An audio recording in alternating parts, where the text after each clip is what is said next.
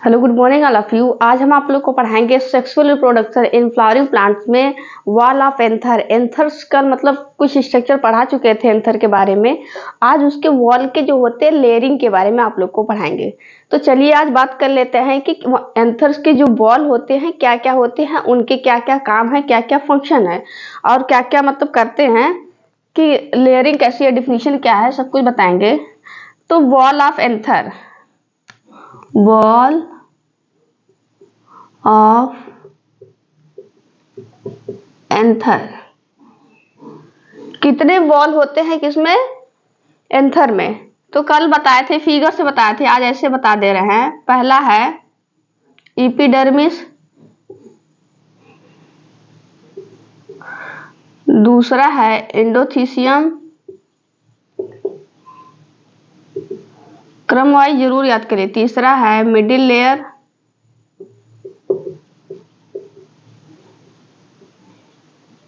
और चौथा है टेप्टम। एपिडर्मिस, एंडोथीसियम, मिडिल लेयर और टेप्टम जो होते हैं ये क्या होते हैं, एंथर्स के वॉल है। चलिए एक एक का जिक्र करते हैं। पहले हम बात करते हैं किसका, एपिडर्मिस। एपिडर्मिस, देखिए एपिडर्मिस जो होता है वो जनरली क्या होता है, स्किन, चाहे ह्यूमन की बात करें चाहे प्लांट्स की बात किया जाए, ये सबसे जो होते हैं मोस्ट आउटर पार्ट होते हैं। ह्यूमन बीन की बात किया जाए चाहे प्लांट्स की बात किया जाए, कहीं पे ईपी मत आता, ईपी मतलब होता है ऐसे एबव होता है। तो एपिडर्मिस, डर्मिस मतलब होता है स्किन, डर्मा जो बाहर होता है उसे क्या बोलेंगे, एपिडर्मिस। अब बात करते हैं ये क्या होता है। It is most outer part of anther. It is most outer part of anther. ये एंथर का सबसे जो होता है बाहरी पार्ट होता है। और बात याद रखिएगा, इट मेंटेन, ये मेंटेन करता है, maintain the shape of anther. Anther के शेप को मेंटेन करने का काम कौन करता है, एपिडर्मिस करता है, ये याद रखिएगा। अब बात करते हैं कि इट्स हेल्प इन, बाहर है तो क्या करेगा, it's help in protection of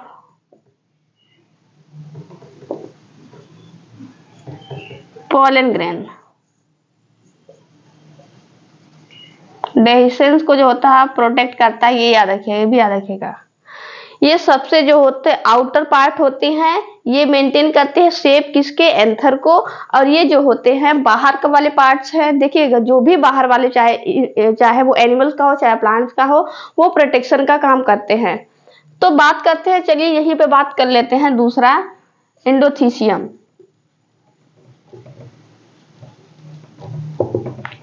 endothecium का मेन काम पूछा जाता है। चलिए बात करते हैं। एंडोथीसियम जो भी होती है वो सिंगल लेयर की होती है। कैसी लेयर की होती है, एंडोथीसियम कैसी लेयर की होती है, वो सिंगल लेयर की होती है। ये बनी होती है, मेड होती है, याद रखिएगा, ये फाइबर्स ऑफ अल्फा सेलुलोज, ये याद रखिएगा, अल्फा सेलुलोज। इसी कहीं कहीं कहीं पे लिखा होता है इसकी थिकनिंग जो होता है अल्फा सेलुलोजिक होती है, ये भी लिखा रहता है। और ये जो होते हैं अल्फा सेलुलोजिक होते हैं। हाँ, अब बात करते हैं ये इनका मेन काम क्या होता है। इनका मेन काम क्या होता है, एंथर जो पोलन ग्रेन का डेहिसेंस करवाना,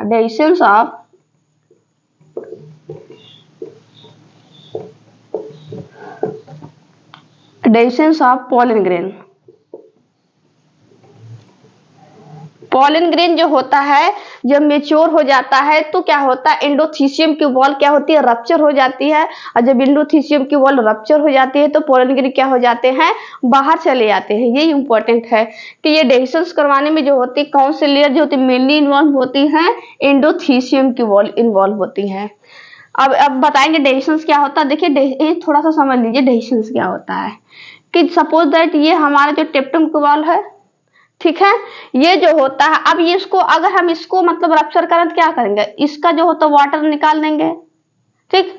पहले वाटर निकाल दिए तो इसका जो होता है पहले इसमें पानी में जो साइटोप्लाज्म में जो वाटर है वो क्या होगा, रिमूव हो जाएगा। उसके बाद जो होता है वैक्यूल में जो पानी है वो बाहर चला आएगा। तो ये क्या होगी, सेल जो होती है श्रिंक कर जाएगी। जो श्रिंक कर जाएगी तो इसमें जो होता है प्रेशर लगेगा, ऑस्मोटिक प्रेशर लगेगा, तो ये जो होती वॉल फट जाएगी, जिससे पॉलन ग्रेन क्या हो जाएंगे, बाहर चले जाएंगे। ये तो कुछ आज हम आप लोग को पढ़ाएं एपिडर्मिस और एंडोथीसियम, कल पढ़ाएंगे मिडिल लेयर और टेप्टम के बारे में। आई होप सो ये समझ में आया होगा आप लोगों को, एक बार देख लीजिएगा फिर से।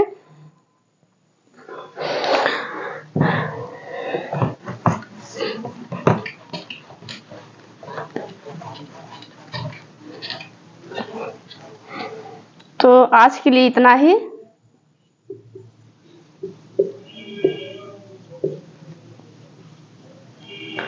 Thank you, bye bye, take care.